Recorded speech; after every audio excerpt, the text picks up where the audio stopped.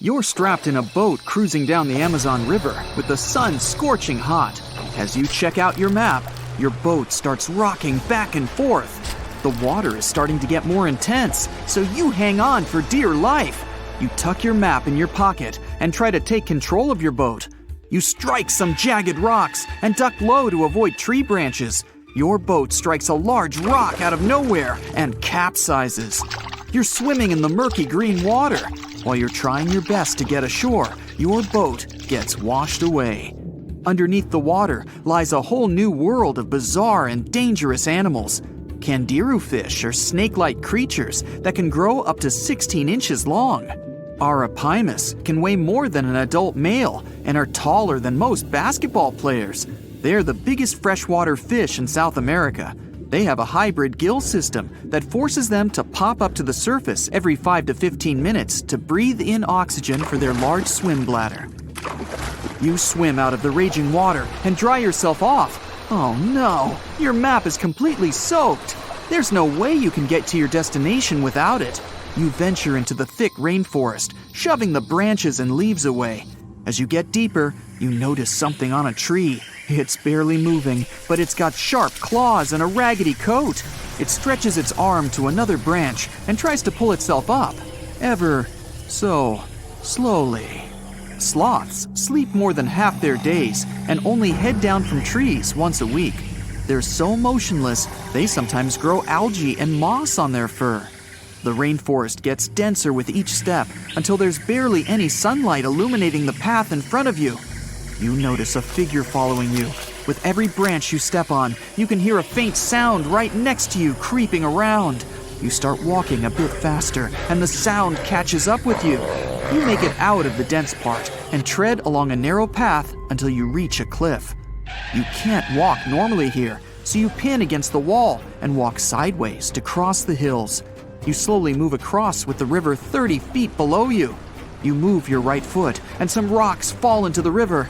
You keep going and misstep. You're about to fall, but you hold on to a large tree branch and pull yourself up. You notice a couple of colorful poison frogs inches away from your fingers. Touching any of these frogs can be extremely dangerous and harmful, despite their amazing color patterns. The golden poison frog is one of the most poisonous animals in the world. One of them hops right next to you, so you let go of the branch and fall back in the river. The river is washing you down until you reach a calm current. Underneath you is a swarm of piranhas swimming with their sharp teeth. The red color on their skin is unmistakable, so you swim off like an Olympic athlete.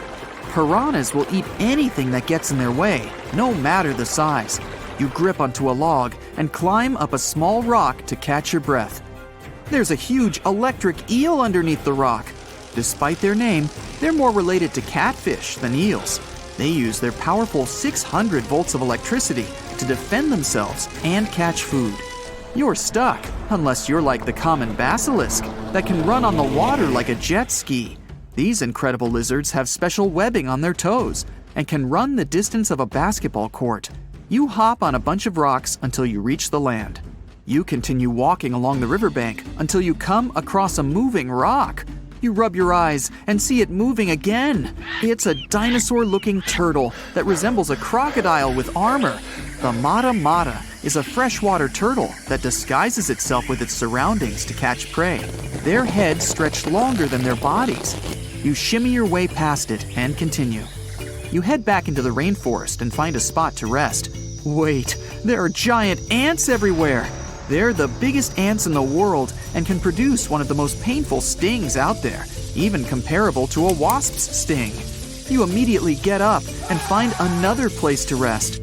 As you continue walking along, you notice the same feeling of something following you. You can hear some leaves rustling, but it's getting dark and there's no way of telling. You find a nice little spot to build a campfire and catch some Z's. But in the Amazon, everything is a threat. Except for those cute capybaras wandering around. They live in groups next to water sources. They're also the biggest rodents in the world. You don't need to worry about them if you're stuck in the middle of the Amazon rainforest. Suddenly, you feel something slithering up next to you. You look down and see a massive green anaconda just about to constrict you. They are the heaviest snakes in the world and can grow up to 20 feet long and have a huge appetite. You get up and sprint your way out of there. All right, you found a decent cave to crash in. It's daytime again, and you're still alive. You continue walking along the rainforest. You were able to find some breakfast to boost your energy for the rest of the day. You spot something on a tree that looks like a branch, but it's actually a potu, a master of disguise that can spend days motionless on broken tree branches. These bizarre birds use those branches as their permanent home, where they lay their eggs and chill all day. You continue your way through the rainforest and see a Brazilian wandering spider crawling on a tree branch right in front of you. 8 of these species can be found in the Amazon area. They are some of the most aggressive and venomous spiders out there. So, you make a big detour and walk away from it. You feel someone walking next to you again, but you still can't figure out what it is. You see a steep cliff with a waterfall hitting a large lake ahead of you. Looks peaceful, until you see a team of black caimans gathering around the shore. They're the biggest predators in the whole Amazon ecosystem and feed on anything that moves. It's a good thing you're on high ground, otherwise, whoa! You slip and fall down the river, right on the deep end. So far, no caimans spotted you. You swim underwater and try to get to the opposite end of where the reptiles are. As you climb out and dry yourself off, you notice some large black spots on you. You try pulling them off, but they've latched on pretty hard. The Amazon giant leech finds its target by tracking movement and shadow. Once they attach themselves to the skin, it's extremely difficult to extract them. The best way to do so is to slide your finger next to its mouth and pull it off slowly. Ugh. You manage to get them off your body and see that the caimans are swimming towards you. You're pinned to the wall with the lake of hungry reptiles approaching. Suddenly, a pink dolphin jumps out of the water and splashes all over them. They can grow larger than humans and are the celebrities of the Amazon. Scientists think they get their color from the blood capillaries on their skin. The Amazon even has bull sharks swimming around. These carnivorous giant fish are threatening to humans and can swim in both saltwater and freshwater. These sharks prey on anything within their reach, including other sharks. The dolphin distracted the caimans, so you climb up the cliff and try to find the best way to escape. Opened jaws waiting for you to fall into the pit are right below you. You're lucky enough to escape to the top, but as your arms pull you up, the first thing that you see is a jaguar looking straight at you. It's the creature that's been following you this whole time. You get up while it starts circling you, timing its strike. You know that you can't take on a jaguar, nor can you outrun it, so you grab a large tree branch from the ground to defend yourself. It jumps at you, but you duck down in time. The jaguar lands in the water far away from the caiman crocs. It's a good thing these large kitties are excellent swimmers. You pick yourself up and continue. And to your surprise, you find your boat again. You fix it up and sail your way out of the Amazon. Whew! Sing with me. Under the sea, darling, it's better. On where it's drier, take it from me. Okay, I know these are not the correct lyrics to this famous Disney song, but hear me out. The deep sea is not all about singing mermaids and dancing crabs. It's actually filled with monster-like creatures that'll give you nightmares. So, if you're ready to meet them, grab your scuba gear and let's dive into the deep, mysterious waters to discover their fascinating and scary world. With its menacing appearance, one could call this fishy the vampire of the sea. Well, named for their disproportionately large, razor-sharp fangs protruding from their mouth, fangtooths are actually quite small and harmless to humans. These choppers are actually more for catching prey than causing trouble, so there's no need to panic if you see one. And you'll be even more relieved to know that it's kind of unlikely for you to come across a fangtooth, since they are among the deepest living fish. A regular day in the life of a fangtooth looks like this. By day, they prefer to remain in the gloomy depths. Me too, fishies, me too. It's only towards the evening that they migrate toward the surface to have a feast under starlight. Ah, how romantic. And by daybreak, they return to the deep. What a chill schedule, am I right? So, as you can tell from their daily routine, fangtooths are among the more active deep-sea fishes, And by that I mean they seek out their food rather than just sitting and waiting. And thanks to their oversized teeth and mouth, hey, I can relate, they're able to attack prey that are even larger than themselves, which is very important in the very large, food-poor deep sea. Fitting to their environment, common fangtooths are dark-colored, either solid brown or black. And unlike most deep-sea fishes, they do not have light-producing organs or cells to communicate with each other or to attract their prey. Instead, they rely heavily on their sense of smell, in addition to making use of even the slightest bit of sunlight that makes it down to the depths. This light doesn't help them to see in any way, but it may be enough for potential prey to cast a shadow as they pass overhead, which lets fangtooths know they're around. Now here's one hilarious fun fact before we move on to the next creature. Fangtooths can never close their mouths because of their huge mouths and long teeth. But you know what? I would bet maybe $500 that my orthodontist would claim he could fix that too. Our next horrific deep-sea animal is as real as a kraken can get. Giant squid, which actually did inspire the legends of the kraken, live up to their name. The largest one ever recorded by scientists was almost 59 feet long. It also probably weighed nearly a ton. You would think such a massive animal wouldn't be hard to miss, but since giant squid live deep underwater, they are difficult to come by. Giant squid, along with their cousin the colossal squid, yep, they are different, have the largest eyes in the animal kingdom.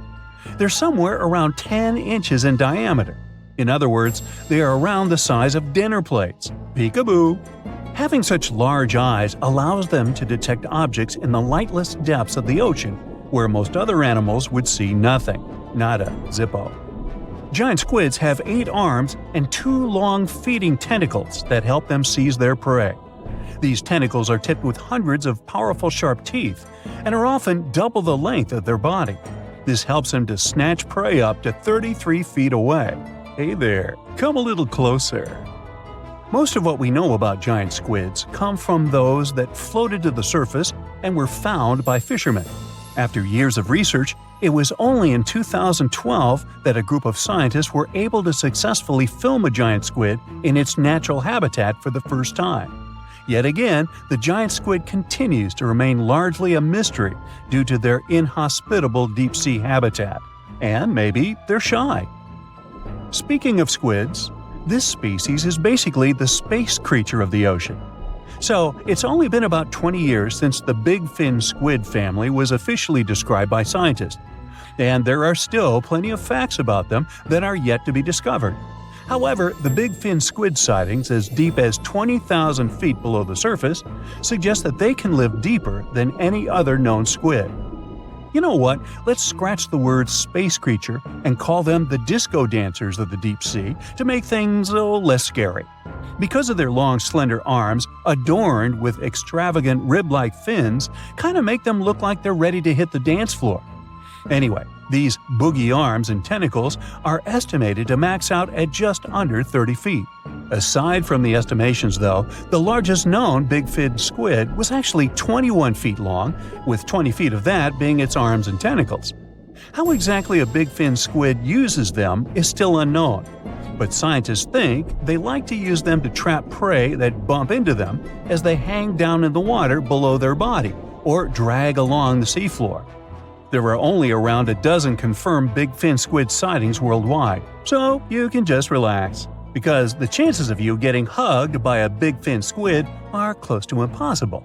But I can't guarantee anything regarding your nightmares. Now, these are not one of your regular Jaws sharks. Let's start with the most strange fact about a frilled shark. It's considered a living fossil because of its primitive anatomic traits. That actually makes more sense once you learn that this species has been around for 80-some million years. So I have both good news and bad news.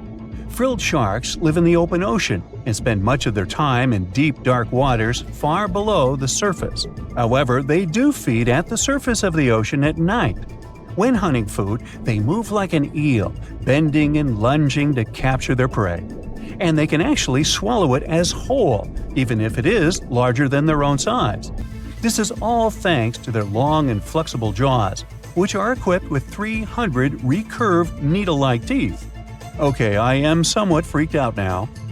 Unlike the rest of the deep-sea creatures I've talked about, frilled sharks might sometimes accidentally get caught in nets. So if fishing is your thing, beware. This telescope won't help you see the stars and the planets. With its protruding eyes and elongated body, this little swimmer looks like it's wearing a pair of underwater binoculars, hence the name the telescope fish. Found in cold, deep tropical to subtropical waters worldwide, they're known to be the species that undergoes one of the most drastic transformations in fishes. When the first larva was described in 1954, it was believed to be a new species rather than the larva of a telescope fish that were known to science since 1901. Despite the fact that they are only around 6 to 8 inches long, they're able to latch onto snacks that are bigger than their own size. That is thanks to their massive and highly stretching jaws, making up most of the size of their head. These large prey are then folded in half to fit in their expandable stomach. In 1925, scientists found a 5.5-inch long fish inside the stomach of a 3-inch long telescope fish, which they described as neatly folded. Despite all this, their cylindrical tube-shaped eyes are still the most fascinating and bizarre features of telescope fishes. Their specific shape increases light collection to help them detect their prey's weak bioluminescence even from a distance. But although their eyes are good for seeing things in the twilight, they're especially great at seeing silhouettes from below. That's why they orient themselves vertically in the water. Now I have to admit they look kind of cute if you ask me. Sort of like uglier versions of Minions. Yeah, right? This tourist destination has the highest entrance price of all. It could cost you your life. Those who spend over 16 hours in the death zone, and it is the official name of the most dangerous area on Mount Everest, risk never returning home. Those who endure 48 hours there will almost certainly never see their families again. The altitude in this region is over 26,000 feet, and winds can reach speeds of 62 miles per hour, sweeping everything, including you, off their path. Only one person has stood tall in this hostile environment for 90 hours. There was a bit of cheating involved, as it was with supplemental oxygen. Yep, the precious O2 gas is extremely scarce there. Without this vital resource, the maximum time someone can survive is about 21 hours. A record set by this guy. Yeah, he was tough. He reached the Everest peak 10 times. His fastest ascent took slightly under 17 hours, but Pemba broke his record, ascending Everest in 8 hours and 10 minutes. However, these accomplishments are not feats for the average Joe. These record holders have, in a sense, won a genetic lottery. Both are Nepalese Sherpas, hence the names. Sherpas are native to the mountains and have evolved a natural resistance to high-altitude living. Despite the undeniable dangers, people seem unwilling to stop visiting the death zone. Since the establishment of climbing records, over 300 people have lost their lives there. Last year alone, 18 people perished, and as of July 2024, the death zone has claimed 8 lives. Now, as creepy as it may sound, the death zone on Mount Everest resembles a graveyard. The challenge lies in that of recovering a body from this perilous location costs families a fortune. Oxygen alone, which is necessary to descend a body, can amount to as much as 20 grand. This may seem far-fetched, but the operation requires 12 people, each needing an oxygen cylinder that costs around $400. So, do the math. And it's not just the oxygen. Imagine the other expenses summed up. Still, it's not only the money. The retrieval process is fraught with danger for those tasked with it, causing many private companies to decline such requests. Recently, authorities managed to recover 4 bodies and a skeleton from the treacherous area. While not all of them have been identified, one body belonged to an individual who passed away in 2017, remaining in the death zone for 7 years. El Caminito del Rey in Spain, Maluga, may look like child's play compared to Everest death zone, as reportedly it has only claimed 6 lives. But still, this is eerie. Imagine you're standing on an old piece of wood some people dare to call a walkway that seems to be about to fall apart. You can't really move freely on it as it's just 3 feet wide, and if you look down, you'll see nothing but a river 330 feet below you. You may want to sarcastically call it an engineering wonder, but in reality, it really is. Look, it seems like this walkway was glued to the side of a cliff. The tools and technique used to build it were quite rudimentary and unsafe, which is not surprising. The pathway is over a century old. If you're wondering how it was built without any machinery we have today, let me explain. The poor builders just hung off the side of the mountain using ropes. It's obvious no one wanted to work on that project, so prisoners who had received the death penalty were invited to participate. In exchange, they could get a reduction in their sentences, if they made it out alive, of course. Now, originally, the walkway was built to connect workers at the hydroelectric power plants by some local waterfalls. You know, just a little bridge to help them cross while transporting materials and keeping things in check at the channel. The construction kicked off in 1901 and wrapped up by 1905. The walkway was famously crossed by King Alfonso XIII in 1921 during the inauguration of a dam. This pathway has seen some rough times by the early 2000s and was partly closed for over a decade. 4 years of renovations and €9 million later, it burst back onto the scene in 2015. It has gained a reputation as the world's most dangerous walkway due to a couple of tragic accidents in the late 90s.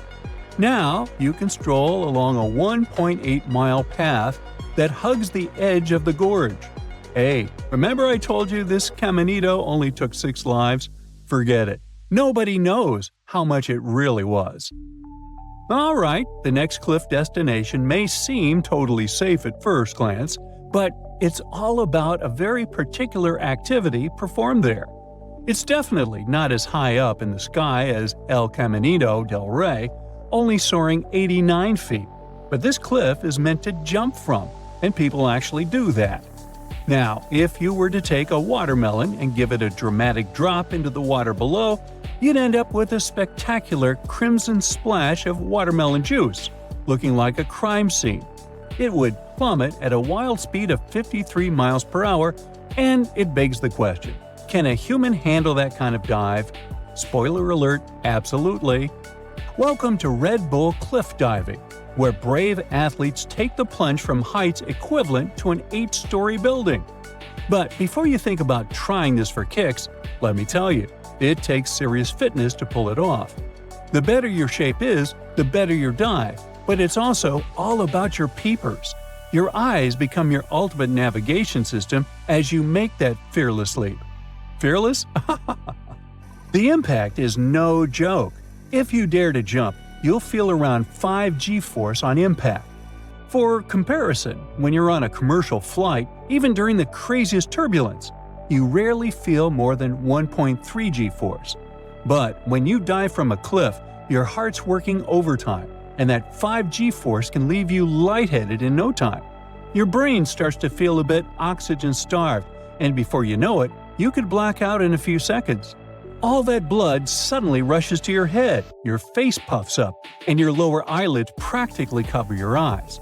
This phenomenon is called red out, because all you see is a bright glow through those squeezed-shut eyelids. Yeah, that sounds like fun. Now, unlike all those cliffs, this place is pretty accessible, and is popular among freedivers for having little current, which is good when you go in depth. However, despite all those seemingly nice aspects of the Blue Hole in Egypt, this place has taken around 200 lives in recent years. Now, to be honest, technically, the Blue Hole is a complete average dive spot.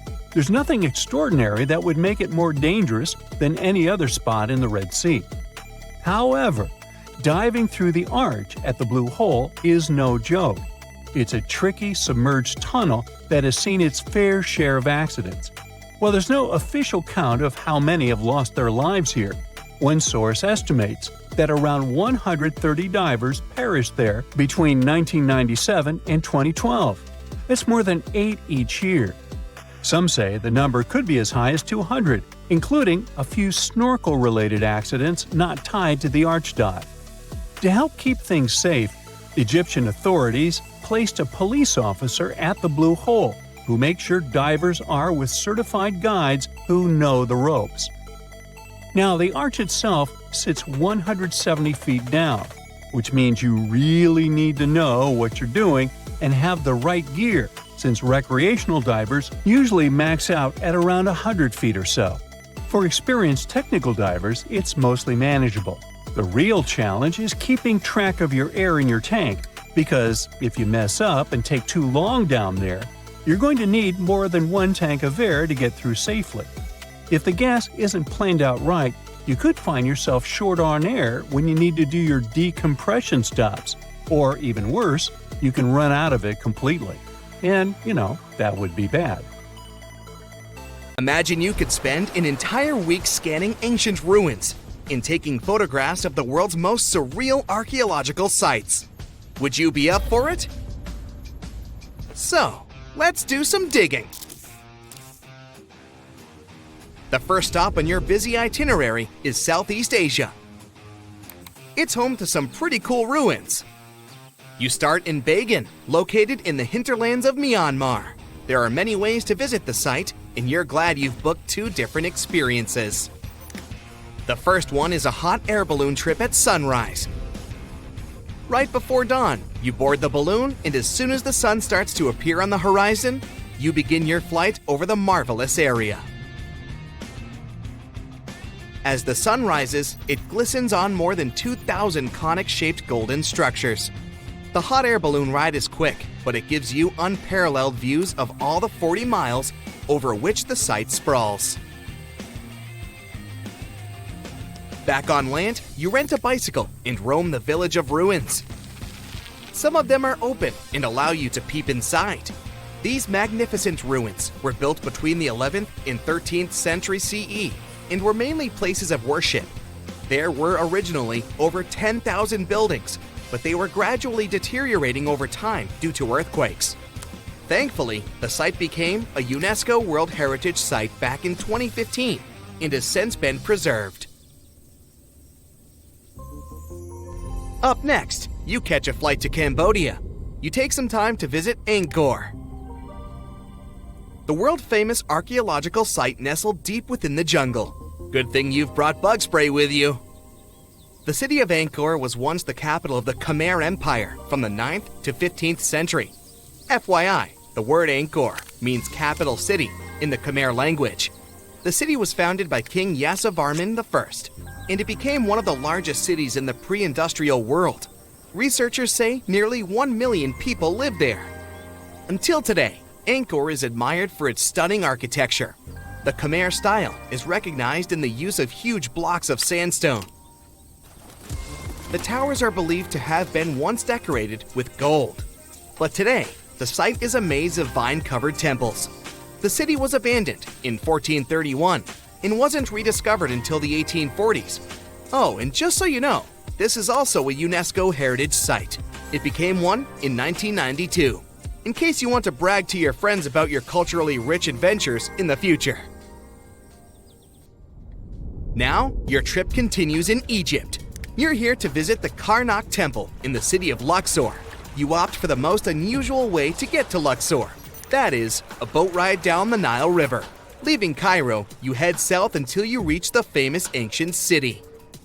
Luxor was once the capital of Egypt and a true hub of power and wealth.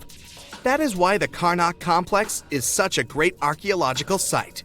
You choose to visit it at night, and still at the entrance, you are struck by the site's beauty. In the evening, artificial lights cast a golden glow on the temple statues and stone columns. The temple is huge and was built mainly around the 18th and 19th centuries BCE. Each Egyptian pharaoh from that period left their own architectural mark on the site. The highlight of this tour is taking a walk through the Avenue of Sphinxes and discovering the Great Hypostyle Hall. This hall is filled with towering pylons and solid sandstone columns, a true wonder. From Egypt, you head down to Jordan.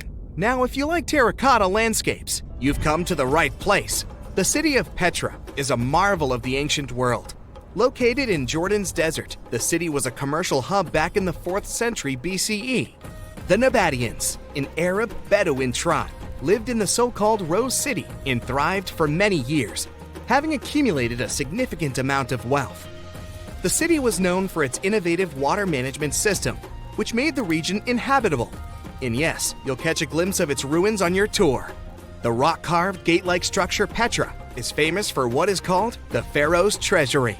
It stands at the main entrance to the site and is said to have a treasure hidden beneath it. Don't forget to stand right beneath it and take one of those classic pictures for social media. Once Petra has been ticked off the list, you fly to southern Europe. More specifically, to the tip of the Italian boot.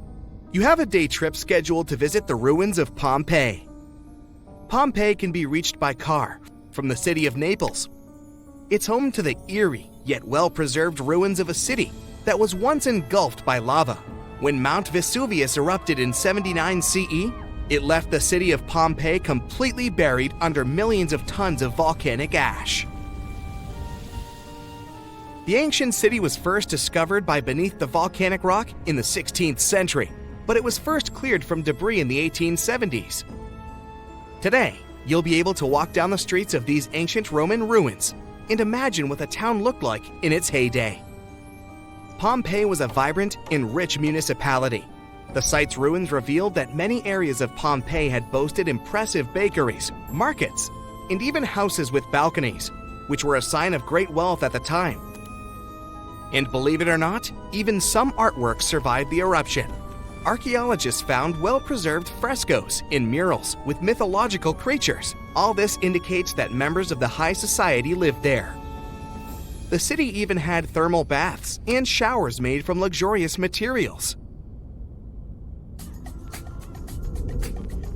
While you're still in Europe, you'll hop over to visit the iconic Stonehenge. It's a perfect day trip if you stay in the city of London, just a short train journey away.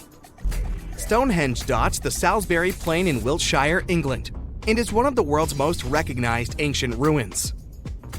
More than 5,000 years old, these curious stone rings are some of the oldest stone structures on the planet. Created out of sandstone, they are shrouded in misery. Who built them and why is still largely unknown. Popular theories claim that Stonehenge was used as a great solar calendar, built to help people keep track of days, weeks, and months. Talk about hard work to create a mere calendar, huh? In the final leg of your trip will take you to explore the Southern Americas. In Guatemala, in Central America, you'll find ancient Mayan ruins. The lost city of Tikal is a city made of 3,000 buildings, the remains of the capital of the Mayan Empire. You can compare its importance to such cities as London or New York today. The North Acropolis is Tikal's most ancient complex of monuments. Built solely by human hands in 350 BCE, it served as the resting place of kings and chiefs. Back in the day, the step pyramid temples were painted a beautiful red. Mayans loved that color. Today, of course, you'll only see the limestone. You might wonder what made such a great city turn into ruins. Well, archaeologists have no clue about the cause of Tikal's decline. Until today, this question remains unanswered. Was it a drought? Disease? Maybe we'll never know. Are you in the mood for some Mayan ruins? Chichen Itza is an archaeological site with the best preserved pyramids on Earth. Located in Mexico's Yucatan state, this Mayan city is well over 1,500 years old. At its peak, it was home to 35,000 people. The site covers 1.9 square miles and has many ruins spread throughout it. The highlight is El Castilla, a tremendous step temple, rising 80 feet above the ground. Its most peculiar feature is that it has 91 steps on each of its 4 sides, including the upper platform, which makes for 365 steps, the same as the number of days in the solar year. Phew, what an intense trip! Time to head home now and soak it all in. See you next time! Scientists have finally solved the Loch Ness Monster mystery. Here's the spoiler. You ready? It's not a real monster. It's probably a dinosaur that survived through the ages, or just a bunch of debris floating on the water. Thanks to many findings on the Loch Ness creature, we have proof of another story to tell you. It was 1933 when a man named George Spicer and his wife were driving along the shores of Loch Ness. That's when they saw something massive with a long neck moving across the road.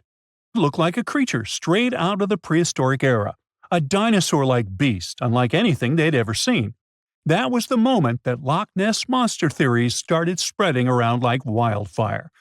One of the most famous Loch Ness monster sightings came just a year later, in 1934, when a man took a photograph that became the most well-known image of Nessie. That's the nickname she was given. She? Anyways, the photo, known as the surgeon's photograph, showed a long-necked creature rising out of the water, and for years it convinced people that the monster was real. But years later, the truth came out. One of the men who helped take the photo confessed it was all a hoax. The photo had been staged after all. When the photo was published, it had been significantly cropped. This made the animal in the picture look much bigger than in real life, fueling the theories that the Loch Ness monster did in fact exist. In the 1960s, one of the first big scientific attempts to investigate the mystery of the Loch Ness monster happened. A research team took sonar equipment to the lake and spent hours scanning the waters in search of evidence of large creatures. What they found was puzzling. They recorded several objects moving deep in the loch, or lake, with no clear explanation as to what it was. Though the team didn't manage to capture anything definitive, this sighting helped fuel the belief that there was indeed something massive living in Loch Ness. After that, research about the mystery of the Loch Ness monster kept popping up. In 1972, with the help of underwater photography, some researchers managed to capture strange images, which got people's hopes up for a minute. But the truth is, this early research about the Loch Ness monster was far from conclusive. Now, of course, not everyone bought into the mystical, magical theories about the Loch Ness monster. Theory 1, from a professor of zoology at Oxford University, has made it clear that the monster is a biological impossibility. Hey, my pediatrician said that about me, too. Meanwhile, he says that no skeletal remains have ever been found in the region. Plus, no fishermen have ever caught anything resembling the creature in their fishing nets. For him, this works as proof that it simply can't be real. When it comes to the famous photos of the Loch Ness monster as evidence, well, that's pretty simple. The professor offers a more down-to-earth explanation. He argues that these images are either showing floating debris or birds, like cormorants, which have long necks and often appear to be low in the water. When people refute his suggestion, he takes us back to human psychology and explains that people often make mistakes and misjudge the size of things, especially when they just caught a glimpse of it, and even more so when they are hoping to see something specific. Now, many of those alleged photos depict an animal with a long neck and a small head, which has led some to believe that what they're seeing is a plesiosaur, a giant marine reptile that lived 215 million years ago and disappeared with the dinosaurs.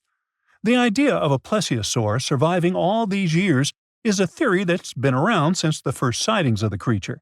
But this researcher isn't buying it. He explains that no plesiosaur fossils have been found in the region dating to anything later than 66 million years ago.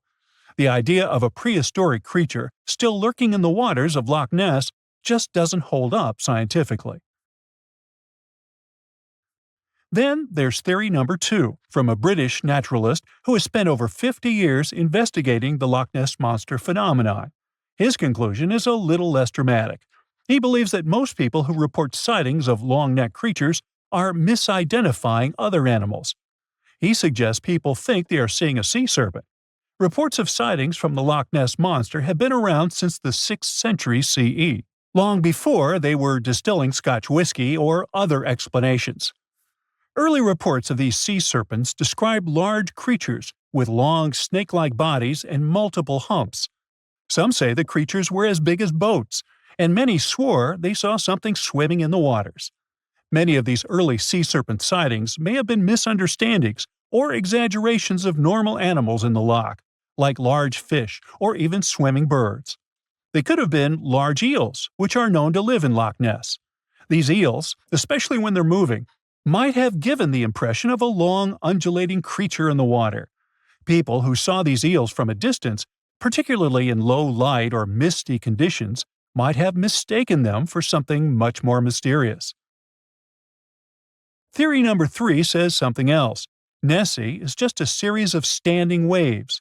These happen when two boat wakes move in opposite directions, creating a big hump in the water that could look like a creature from a distance. Loch Ness enthusiasts even showed how it works, with footage from Fort Augustus, where a river meets Loch Ness. These enthusiasts had big plans to use drones with infrared cameras and special underwater microphones to search the loch.